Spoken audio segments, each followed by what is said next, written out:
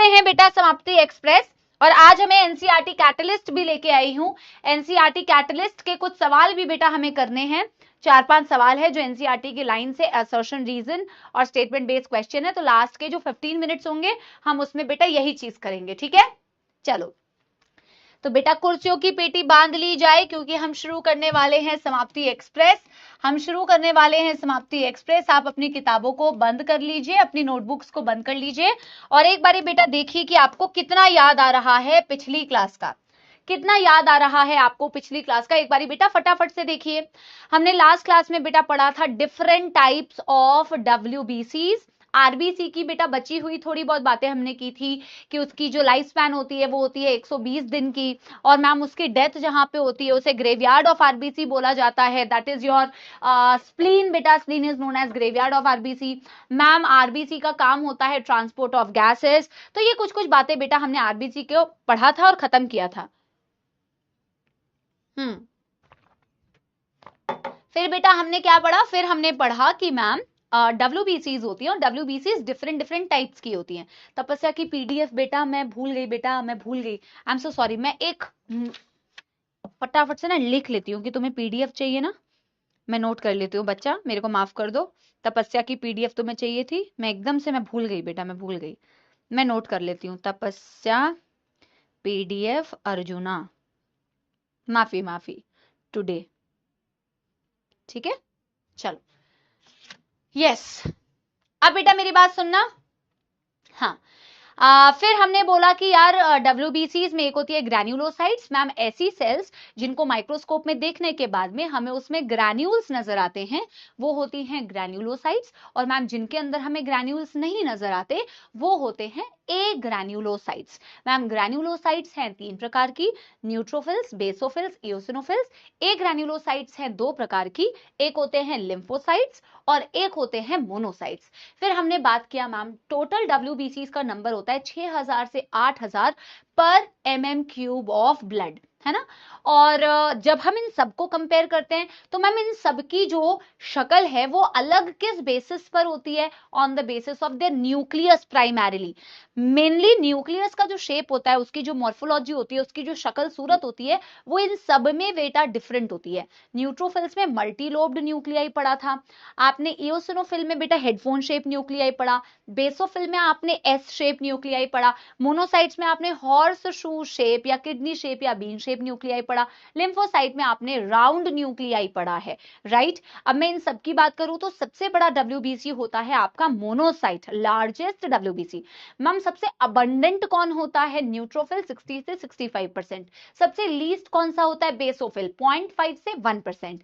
Eosinophil हो गया बेटा 2 से 3%, मोनोसाइट हो गया बेटा 6 से 8% और लिम्फोसाइट हो गया बेटा आपका 20 से 25%, ठीक है।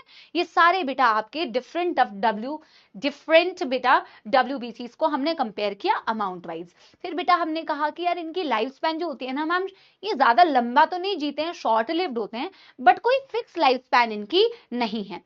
और हमने क्या बात की, हमने कहा कि मैम इन सब का फॉर्मेशन रेड बोन मैरो में ही होगा, बोन मैरो में ही हो रहा है मैम एज यूजुअल सारे ब्लड सेल्स। ल्यूकोपोएसिस बोलते हैं बच्चों। फंक्शन क्या होता है, neutrophils among the granulocytes and बेटा monocyte among the agranulocyte. Neutrophils granulocytes में से और मोनोसाइट ए ग्रैन्युलोसाइट्स में से फैगोसाइटिक सेल्स होते हैं क्योंकि ये फैगोसाइटोसिस परफॉर्म करते हैं, फैगोसाइटोसिस परफॉर्म करते हैं। इओसिनोफिल मैम कोई वर्म इन्फेक्शन हो गया, हेलमिंथ इन्फेक्शन हो गया, उस दौरान आपके ये बढ़े हुए होते हैं।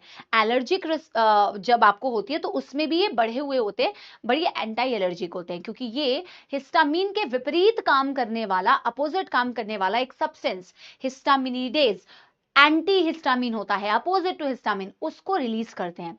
बेसोफिल्स जो होते हैं बेटा they are just like your mast cells. Mast cells क्या करती है मैम, 3 चीजों का सेक्रीशन करती है, histamine, heparin and serotonin. Histamine blood vessel को चौड़ा कर देता है यानी कि वेजोडाइलेटर, सेरोटोनिन ब्लड वेसल्स को नैरो कर देता है यानी वेजोकंस्ट्रिक्टर, और बेटा हेपारिन होता है नेचुरल एंटी कोगुलेंट। फिर हमने बात की बेटा मोनोसाइट्स, वो तो फैगोसाइटिक हो गए। लिम्फोसाइट्स बेटा दो प्रकार के, बी लिम्फोसाइट, टी लिम्फोसाइट।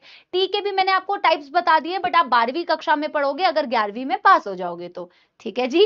फिर हमने बोला लिम्फोसाइट्स होती हैं आपकी इम्यूनिटी में बहुत बड़ा रोल प्ले करती हैं, ठीक है मेरे प्यारे प्यारे जग से न्यारे बच्चों। ब्लड प्लेटलेट्स के बारे में हमने पढ़ा, थ्रोम्बोसाइट्स के बारे में हमने पढ़ा। हमने कहा ब्लड प्लेटलेट्स या थ्रोम्बोसाइट्स भी आपके बोन मैरो से ही बनती है, और बोन मैरो में कुछ जो सेल्स थी आपकी स्टेम सेल्स, उन्हीं से एक सेल्स बनती है बेटा जिन्हें बोला जाता है मेगा कैरियोसाइट, यानी कि ऐसे सेल जिनका न्यूक्लियस बहुत बड़ा है। उसी मेगा कैरियोसाइट के सेल्यूलर फ्रैगमेंट्स होते हैं बेटा, उनसे टुकड़े टुकड़े टुकड़े टुकड़े टुकड़े टुकड़े टुकड़े टुकड़े होके बेटा इरेग्युलरली शेप्ड होके, कोई ओवल कोई बेटा राउंड, अलग अलग शेप में आपके जो सेल्स बनते हैं छोटे छोटे, उन्हें बेटा बोला जाता है आपका प्लेटलेट्स।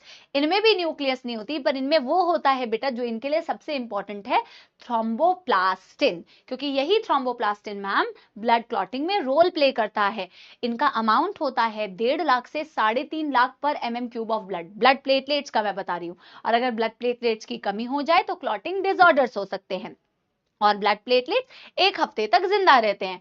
और बेटा इसी बात के साथ में आप लोगों को सारी बेटा चीजें याद आ गई होगी। आप है मेरे प्यारे प्यारे सपोले, और अब बेटा सपोले बिल्कुल बेटा कॉपियां खोल लीजिए, क्योंकि आज का बेहतरीन टॉपिक हम पढ़ने वाले हैं ब्लड प्लेटलेट से रिलेटेड। बेहतरीन एक फ्लो चार्ट बनाएंगे, और ब्लड कोगुलेशन या ब्लड क्लॉटिंग की पूरे मैकेनिज्म को बेटा समझने के लिए क्या आप सब तैयार है विद फुल जोश and full energy? Yes everybody. Heading डालेंगे बेटा ब्लड क्लॉटिंग, हेडिंग डालेंगे बेटा ब्लड क्लॉटिंग। क्लॉटिंग को ही कोगुलेशन बोला जाता है, क्लॉटिंग को ही कोगुलेशन बोला जाता है। एंड